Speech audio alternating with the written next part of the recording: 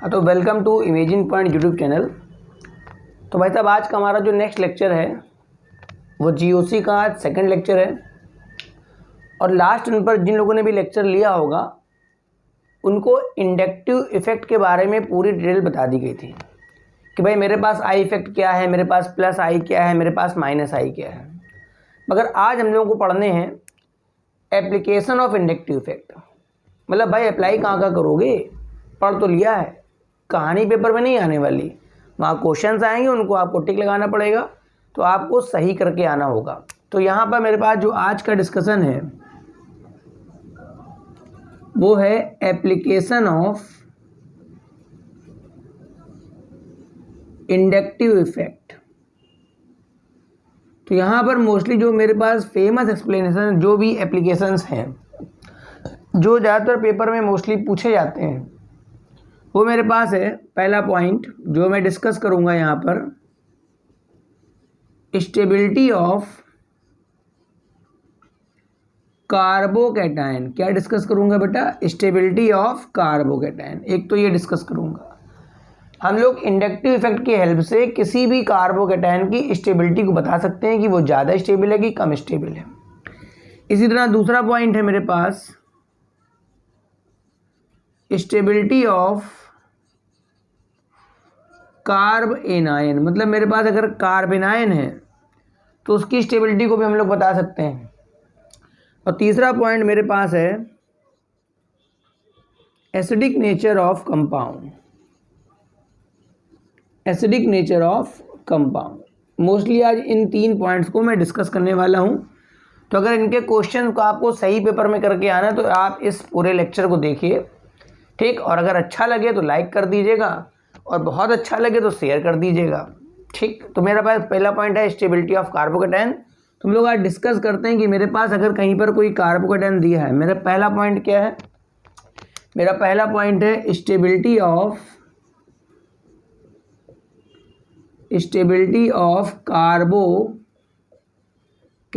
तो carbocation mostly क्या होता है? मेरे पास एक प्रकार का इंटरमीडिएट है जो भी किसी रिएक्शन के बीच में बनता है और उसमें कार्बन पर मोस्टली 3 बॉन्ड लगे होते हैं। यहाँ पर कुछ एटम्स या ग्रुप लगे होंगे और यहाँ बेटा पॉजिटिव चार्ज होगा। मैं एक चीज़ बता दूँ, मेरे पास जितने भी इंटरमीडिएट्स होते हैं वो कम स्टेबल होते हैं क्योंकि उनमें कोई ना कोई बॉन्ड क्लीव होता है, कार्बन की वैलेंसी पूरी नहीं हो पाती है, किसी का ऑक्टेट कंप्लीट नहीं, किसी पे चार्ज ज़्यादा आ गया। तो मेरे पास जितने भी इंटरमीडिएट्स होते हैं वो सब लेस स्टेबल होते हैं। मगर हाँ, उसमें भी मेरे को स्टेबिलिटी छांटनी है कि कौन सा ज़्यादा स्टेबल, कौन सा क्या कम स्टेबल। तो कार्बोकैटायन जो होता है, अगर आप इसमें इस कार्बन की बात करेंगे तो 2 इलेक्ट्रॉन यहाँ हैं, 2 इलेक्ट्रॉन यहाँ हैं, 2 इलेक्ट्रॉन यहाँ हैं, यानी 6 इलेक्ट्रॉन इसके पास हैं। 6 इलेक्ट्रॉन है, मतलब ये इलेक्ट्रॉन डेफिशिएंट है। मतलब ये कैसा है बेटा? इलेक्ट्रॉन डेफिशिएंट है। मैं एक चीज़ बता दूँ, ऑर्गेनिक केमिस्ट्री में कहीं पर भी अगर कोई चार्ज बढ़ जाता है, चाहे प्लस का बढ़े चाहे माइनस का बढ़े, हमेशा बेटा ध्यान रखना स्टेबिलिटी क्या हो जाती? कम हो जाती है। मतलब जितना ज़्यादा प्लस बढ़ेगा या जितना ज़्यादा बेटा माइनस बढ़ेगा, चार्ज और स्टेबिलिटी एक दूसरे के जस्ट रिवर्स होते हैं फॉर द ऑर्गेनिक केमिस्ट्री। अगर मेरे पास कहीं पर पॉजिटिव चार्ज बढ़ता जा रहा है, मतलब वहाँ पे कमी होती जा रही, वो डिस्प्लेस होता जा रहा है।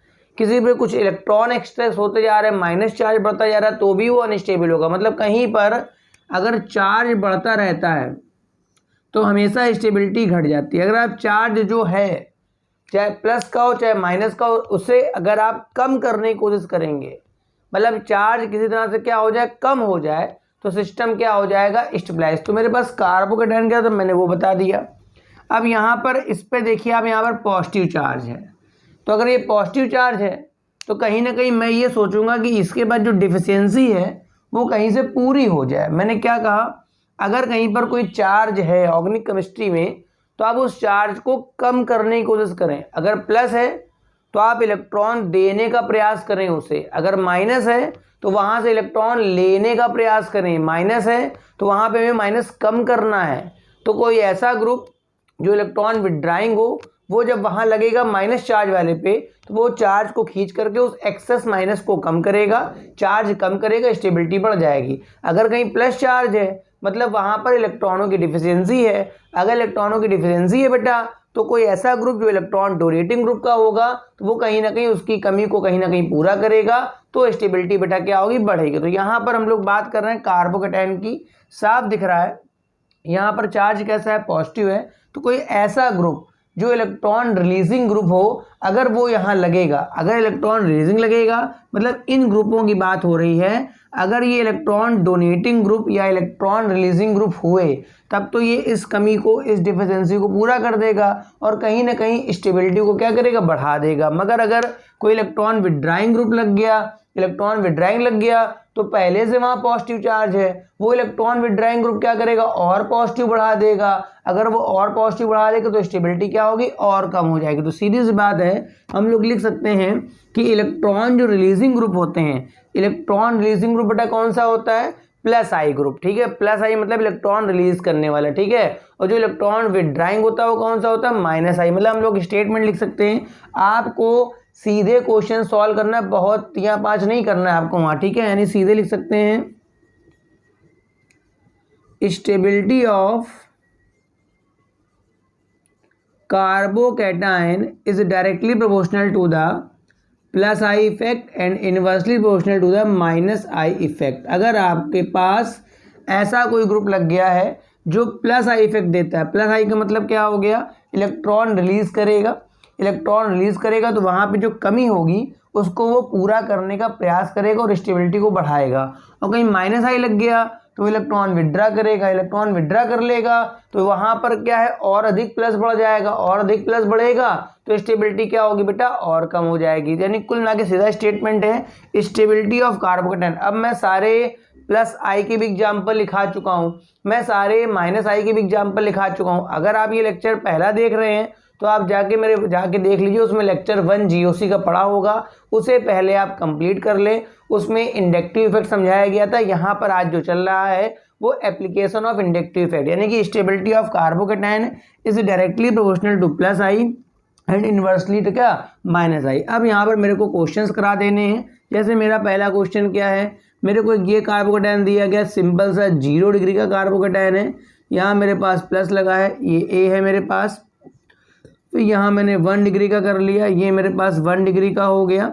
ये मेरे पास कार्बोकैटायन बी हो गया। ये मेरे पास 2 डिग्री का कार्बोकैटायन हो गया। ये मेरे पास कितने डिग्री का हो गया, 2 डिग्री का कार्बोकैटायन हो गया, इसको मैंने सी डाल दिया। और ये मेरे पास हो गया 3rd डिग्री का कार्बोकैटायन, तो ये मेरे पास यहाँ पर डी हो गया, ठीक है।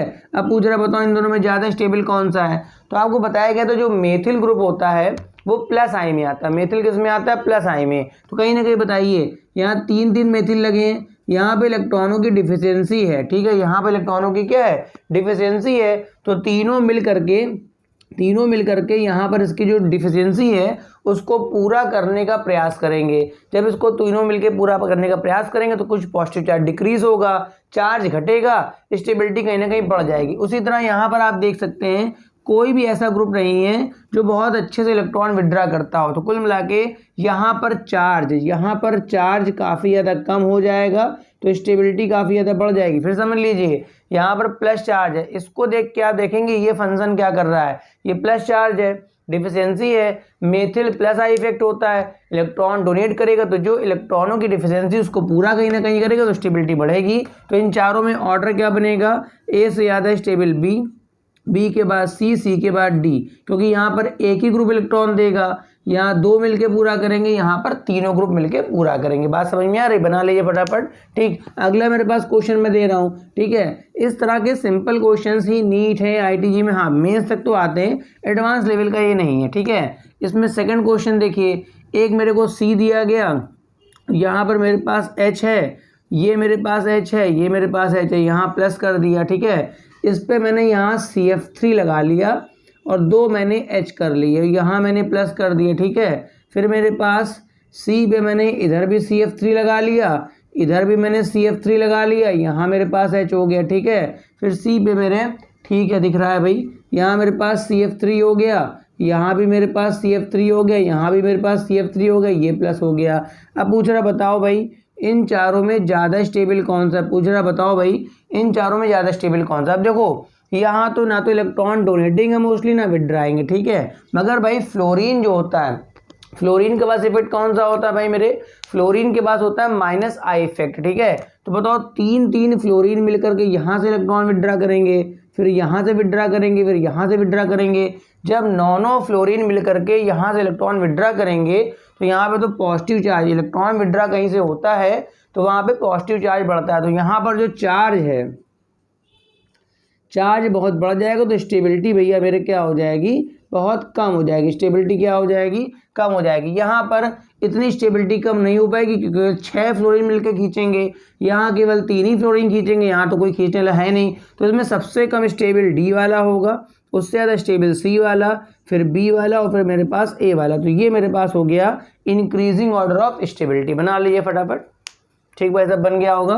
अब आप सेकेंड पॉइंट डाल दीजिए। इस तरह से हम लोग कुल मिला के, अगर मेरे पास कार्बोकैटायन के साथ, अगर मेरे पास कार्बोकैटायन के साथ इलेक्ट्रॉन रिलीजिंग ग्रुप लगा हुआ है, इलेक्ट्रॉन रिलीजिंग ग्रुप लगा हुआ है, तो भैया मेरे पास इलेक्ट्रॉन रिलीजिंग कह दिए या प्लस आई बोल दीजिए तो स्टेबिलिटी बढ़ेगी। अगर कार्बोकैटायन के साथ इलेक्ट्रॉन विड्राइंग ग्रुप लगा हुआ है यानी कि माइनस आई ग्रुप लगा हुआ है तो भाई हमेशा स्टेबिलिटी क्या हो जाएगी, कम हो जाएगी। ये सीधा सा स्टेटमेंट आपके पास समझ में आ रहा होगा। अगर कार्बोकैटायन पर इलेक्ट्रॉन रिलीजिंग ग्रुप यानी कौन सा ग्रुप लगा हुआ, प्लस आई लगा है, ठीक है, तो स्टेबिलिटी को बढ़ा देगा। अगर इलेक्ट्रॉन कार्बोकैटायन के साथ इलेक्ट्रॉन विड्राइंग ग्रुप लग गया, मतलब माइनस आई लग गया, तो स्टेबिलिटी को क्या कर देगा, कम कर देगा। ठीक है भाई, नोट कर लीजिए इसको बढ़ा। ठीक भाई साहब, हो गया होगा। अब सेकेंड पॉइंट डाल दीजिए आप, स्टेबिलिटी ऑफ कार्बन आयन। मेरे पास जो सेकेंड पॉइंट आ गया वो है मेरे पास स्टेबिलिटी ऑफ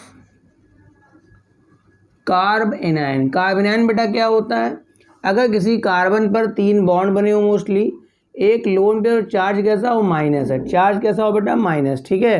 तो ऐसी स्पेसीज को हम लोग क्या बोलते हैं, कार्बन आयन। अब कार्बन आयन पे आप देखिए चार्ज यहाँ पे ज़्यादा हो गया, ठीक है, कार्बन आयन में चार्ज यहाँ पे ज़्यादा हो गया, तो अगर यहाँ लगे हुए ग्रुप अगर यहाँ से इलेक्ट्रॉन खींच करके इसके चार्ज को कम कर देते हैं, ठीक है, क्योंकि यहाँ पे चार्ज एक्सेस में है, चार्ज माइनस में है, इलेक्ट्रॉन डेंसिटी ज़्यादा है, तो अगर यहाँ लगे हुए ग्रुप इलेक्ट्रॉन खींच करके अगर यहाँ के चार्ज को कम करते हैं तो स्टेबिलिटी बढ़ जाती है। इसी का उल्टा अगर यहाँ पे मान लो 3 ग्रुप बी लगे हुए हैं और यहाँ पर ये तीनों मिलकर के इलेक्ट्रॉन रिलीज़ करते हैं, अगर बताओ अगर ये तीनों बेटा मिल करके इलेक्ट्रॉन रिलीज़ करेंगे, अगर ये तीनों बेटा मिल करके इलेक्ट्रॉन रिलीज़ करेंगे तो यहाँ पे तो चार्ज और बढ़ जाएगा, और चार्ज बढ़ जाएगा तो स्टेबिलिटी बेटा क्या हो जाएगी, कम हो जाएगी। अब बताइए इलेक्ट्रॉन रिलीजिंग ग्रुप कौन सा होता है, माइनस आई ग्रुप। माइनस आई ग्रुप क्या होता है, इलेक्ट्रॉन विड्राइंग ग्रुप कौन सा होता है, माइनस आई, ठीक है। इलेक्ट्रॉन रिलीजिंग वाला कौन सा होता है, प्लस आई। मतलब कुल मिला के उल्टा हो गया जस्ट, ठीक है। अगर कार्बन आयन पर इलेक्ट्रॉन विड्राइंग ग्रुप लग जाए, क्या लग जाए, इलेक्ट्रॉन विड्राइंग लग जाए तो स्टेबिलिटी बढ़ेगी। अगर कार्बन आयन पे इलेक्ट्रॉन रिलीजिंग लग जाएगा तो स्टेबिलिटी घट जाएगी। जो इलेक्ट्रॉन विड्रा करने वाला है वो यहाँ से इलेक्ट्रॉन को विड्रा करके यहाँ के चार्ज को कम कर देगा, माइनस चार्ज को, और जो इलेक्ट्रॉन डोनेट करने वाला होगा वो यहाँ के माइनस चार्ज को उल्टा क्या कर देगा, बढ़ा देगा। और जब बढ़ा देगा तो स्टेबिलिटी, चार्ज बढ़ेगा तो स्टेबिलिटी क्या हो जाएगी, डाउन। यानी सीरीज बात है। हम लोग अपना जनरलाइज रिजल्ट क्या लिख सकते हैं, देखिए ध्यान से, हमारे पास जो जनरलाइज रिजल्ट है वो क्या हो सकता है, stability of carbon ion directly proportional to क्या हो गया, ये हो गया माइनस आई इफेक्ट, ये हो गया डायरेक्ट माइनस आई इफेक्ट, और इन्वर्सली में क्या हो गया, प्लस आई इफेक्ट, जस्ट उल्टा हो गया कार्बोकैटायन का, ठीक है। तो जो मैंने पहले क्वेश्चंस करवाए थे उनका ऑर्डर जस्ट क्या हो जाएगा, रिवर्स। जितना माइनस आई ग्रुप होगा उतना चार्ज को खींच करके कार्बन आयन के माइनस को कम करेगा, स्टेबिलिटी बढ़ा देगा, और जितना मेरे पास प्लस आई वाला होगा उतना ही वहाँ पे वो माइनस चार्ज बढ़ाएगा, स्टेबिलिटी कम कर देगा। मैंने जो अभी क्वेश्चंस करवाए थे, अब देखिए बिल्कुल जस्ट रिवर्स ऑर्डर हो जाएगा। जैसे पहला क्वेश्चन मैंने क्या करवाया था, सी पर यहाँ पर मेरे पास 3s थे बेटा, यहाँ पर माइनस लगाना पड़ेगा तो कार्बन आयन बनेगा, ठीक है। सी पर यहाँ पर एक मेथिल कर लिया, यहाँ H, यहाँ माइनस, तो ये मेरे पास B बन गया। सी पर मेरे पास 2 मेथिल मैंने कर लिए, एक H हो गया, ये मेरे पास माइनस का C हो गया, और ये मेरे पास तीसरा चौथा कार्बन आयन। सी पर मेरे पास तीनों मेथिल हो गए, तो ये मेरे पास लोन पेयर माइनस, ये डी हो गया। ठीक है, अब बताने इनमें से ज़्यादा स्टेबल कौन सा है, तो बताइए। यहाँ पर माइनस चार्ज है, ये तीनों मिलकर के इलेक्ट्रॉन डोनेट करेंगे, है ना। ये क्योंकि मेथिल ग्रुप जो होता है ना बेटा, वो किस में आता है, प्लस आई में आता है। तो कहीं ना कहीं जब तीनों मिलकर इलेक्ट्रॉन डोनेट करेंगे तो कहीं ना कहीं यहाँ का चार्ज और बढ़ जाएगा।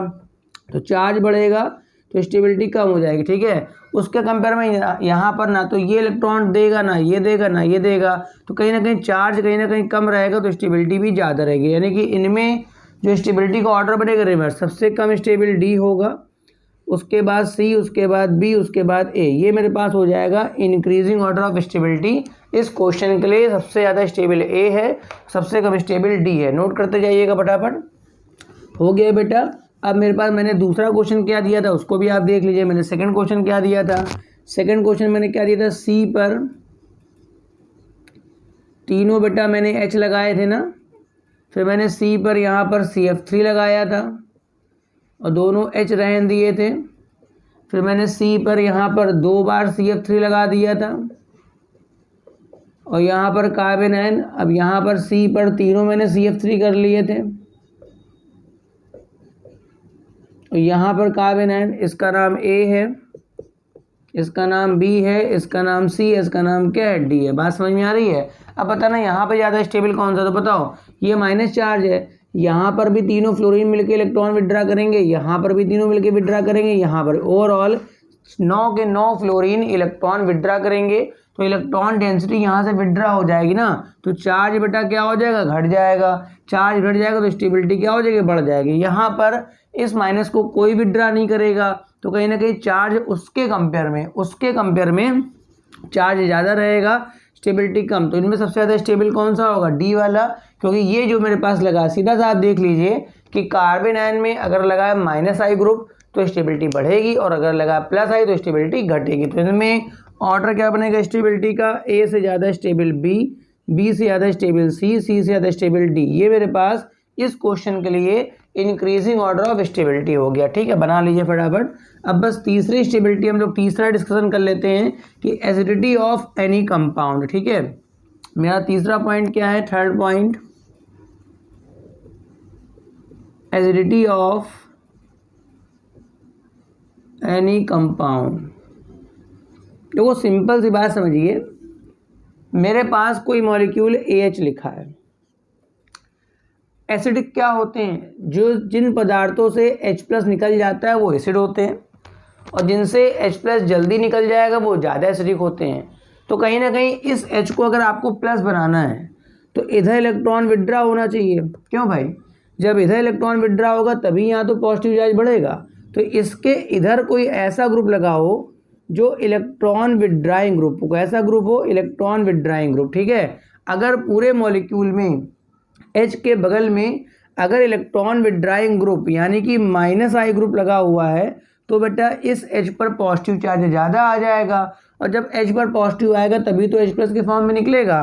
तो जो एसिडिटी है वो बढ़ जाएगी। ठीक है, इसी का उल्टा कर लेते हैं। अगर कहीं पर यहाँ पर इलेक्ट्रॉन रिलीजिंग ग्रुप लग गया, तो कहीं ना कहीं इस H पे तो पार्शियल माइनस देने लग जाएगा वो, तब तो H+ बनना बड़ा मुश्किल हो जाएगा। तो इस केस में एसिडिटी का मान क्या हो जाएगा, घट जाएगा। यानी सीरीज बात है, अगर आपको किसी भी कंपाउंड से हाइड्रोजन H+ के फॉर्म में निकालना है, ठीक है, सीधा सा फैक्टर है, अगर आपको किसी भी कंपाउंड से H+ निकालना है मतलब एसिडिक फॉर्म में उसे कहना है, ठीक है, तो आपके पास जो मॉलिक्यूल दिया है उसमें आप ये देखेंगे अगर इलेक्ट्रॉन विड्राइंग ग्रुप लगा है तो वो इलेक्ट्रॉन विड्रा करेगा। जब वो विड्रा करेगा तो इस H पर पॉजिटिव चार्ज बढ़ेगा, तभी भैया H+ निकल पाएगा और तभी वो एसिडिटी बढ़ेगी। इलेक्ट्रॉन रिलीजिंग बढ़ गया तब तो फिर शायद माइनस देने लग जाएगा वो, तो एसिडिटी कहीं ना कहीं क्या हो जाएगी, कम हो जाएगी। ठीक है, इसको आप नोट कर लीजिए।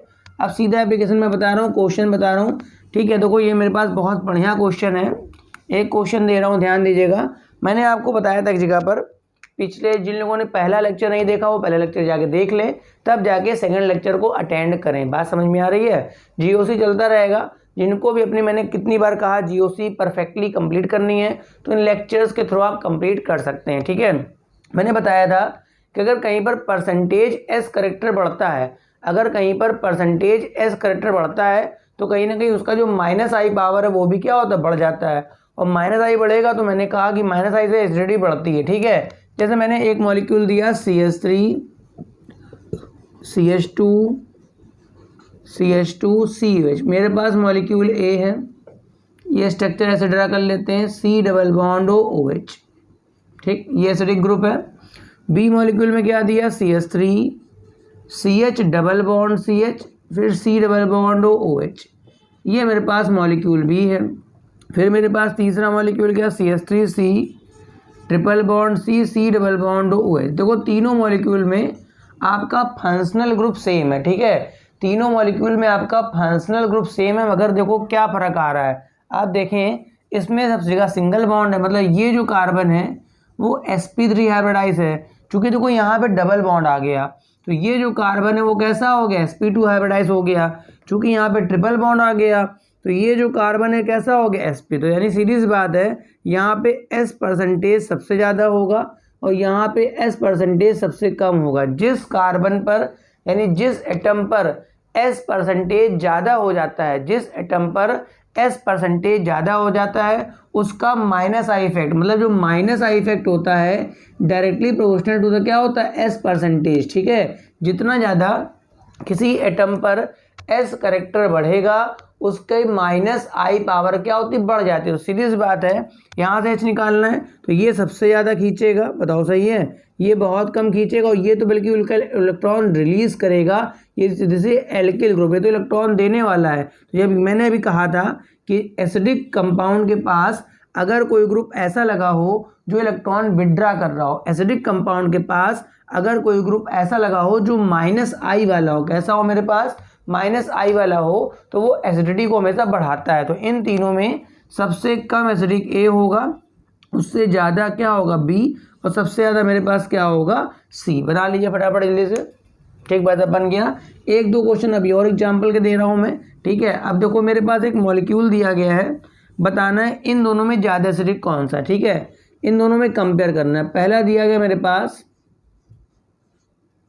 फॉर्मिक एसिड दिया गया और दूसरा मेरे पास एक दिया गया मेथिल अल्कोहल। मेरे को बताना है इन दोनों में ज़्यादा एसिडिक कौन सा है, ठीक है। तो हम लोग माइनस आई से इसको कर सकते हैं, ठीक है, अब या प्लस आई से भी हो जाएगा। बताओ दोनों में OH तो कॉमन चल रहा है बेटा, इस वाले H को निकालने की बात चल रही है, ठीक है, इस वाले H को निकालने की बात चल रही है, ठीक है। अब बताइए दोनों में OH तो कॉमन है, अच्छा इसके बगल में भी कार्बन है और बेटा इसके बगल में भी कार्बन है, ये भी कॉमन हो गया। मगर देखो ध्यान से, इस पे सिग्मा बॉन्ड 1 2 3, तो यहाँ का तो sp2 हाइब्रिडाइजेशन हो गया, ठीक है, इस वाले कार्बन का तो sp2 हो गया।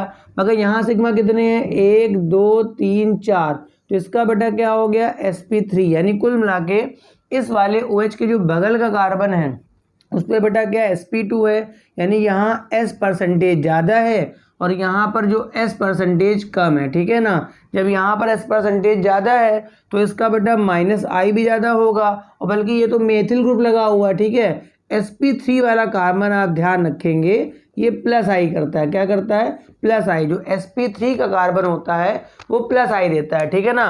तो बेटा चूंकि यहाँ का माइनस आई ज़्यादा है तो ये इलेक्ट्रॉन ज़्यादा विड्रा कर लेगा, बताओ सही है। यानी कुल मिला के इलेक्ट्रॉन इधर ज़्यादा शिफ्ट होंगे तो ये ज़्यादा एसिडिक होगा। A और B इन दोनों में A बेटा ज़्यादा एसिडिक है और B मेरे पास कम एसिडिक है। बनाते जाइए फटाफट जल्दी से, ठीक, बन गया होगा। एक और क्वेश्चन दे रहा हूँ यहाँ पर, मेरे को अगर ये क्वेश्चन आप करिएगा, ये वाला क्वेश्चन आप कर लीजिएगा, करके मेरे को भेज दीजिएगा कौन सा क्वेश्चन आपने करके भेजा है, ठीक है। ये मेरे पास बेंजोइक एसिड है, ये मेरे पास बेंजोइक एसिड है और ये मेरे पास साइक्लोहेक्सेन रिंग का एसिड है। आपको बताना है इन दोनों में से A और B में से ज़्यादा एसिडिक कौन सा, वो आप हमें करके भेज दीजिएगा, कमेंट बॉक्स में आप लिख दीजिएगा कि ज़्यादा एसिडिक आपने जो क्वेश्चन दिया था A और B वाला, बेंजोइक और ये साइक्लोहेक्सेनोइक एसिड है एक प्रकार से, ठीक है।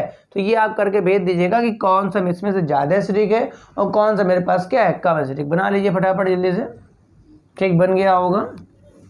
अब मेरे को एक और एग्जाम्पल देना है, जैसे मेरे को देना है फॉर्मिक एसिड, फॉर्मिक एसिड और एक को मेरे को दिया गया है एसिडिक एसिड। इन दोनों में बताना है बेटा कौन सा एसिडिक है। तो देखो ध्यान से, इन दोनों में इतना पोर्शन तो दोनों में कॉमन चल रहा है, ठीक है भाई, इतना पोर्शन तो दोनों में कॉमन चल रहा है। तो सीधी बात, इस यहाँ पर भी sp2 है, यहाँ पर भी sp2 है, मगर देखो यहाँ पर ये मेथिल लगा है, तो मेथिल कौन सा इफेक्ट देता है, प्लस आई, और एस तो फिलहाल कोई इफेक्ट देता नहीं मोस्टली, है ना। तो जो प्लस आई इफेक्ट होता है वो इलेक्ट्रॉन देगा, इलेक्ट्रॉन क्या करेगा, देगा।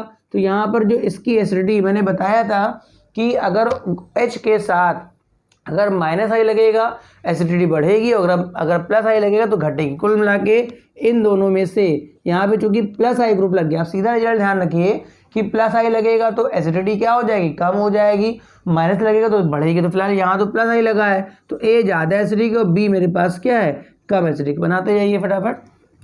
फिर कुछ क्वेश्चंस ये वाले बड़े सिंपल्स हैं, ये भी देख लेते हैं। जैसे मान लो मेरे को दिया गया एक मॉलिक्यूल दिया गया है एसिडिक एसिड, ये मेरे पास ए है, फिर मैंने यहाँ क्या करा, एक एच हटा करके एक Cl लगा लिया, मतलब कर देता हूँ मोनोक्लोरो एसिडिक एसिड, मतलब Cl CH2COH, इसका नाम क्या है बेटा, मोनोक्लोरो एसिडिक एसिड, एक Cl लगाया ना।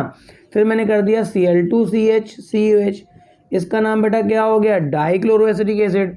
फिर मैंने कर दिया Cl3CCOH, इसका नाम बेटा क्या हो गया, ट्राइक्लोरो एसिडिक एसिड। बताना है भाई इन चारों में ज़्यादा एसिडिक कौन सा। देखो भाई ये सारे के सारे Cl बराबर दूरी पे लगे हैं, ये जो इसके बाद जो नेक्स्ट कार्बन है उसी पे ये Cl लगे हुए हैं, ठीक है। Cl का मतलब बेटा क्या होता है, माइनस आई इफेक्ट। अब बताओ यहाँ पर माइनस आई का एक लगा हुआ है, यहाँ पे माइनस आई के दो लगे हैं, यहाँ कितने लगे, तीन। मैंने आपसे बताया था कि जितना ज़्यादा माइनस आई लगेगा, ठीक है, जितना ज़्यादा माइनस आई लगेगा बेटा उतना ही ज़्यादा एसिडिटी क्या होगी, बढ़ेगी। मगर ध्यान रखना डिस्टेंस सेम हो सब में। जैसे देखो इसके बगल में जो कार्बन है उस पर Cl लगा है, इस पे की बगल के कार्बन मतलब बगल के कार्बन पे Cl लगा है, तो यहाँ पर संख्या बढ़ रही है। एक में एक Cl है, एक में दो Cl और एक में तीन। और यहाँ तो बेटा मेथिल है, तो मेथिल तो बेटा शो करता है प्लस आई, तो जो माइनस आई होता है वो कहीं ना कहीं एसिडिटी बढ़ा देता है। तो यहाँ तीन Cl मिलके बढ़ाएंगे, तो इन सब में सबसे कम एसिडिक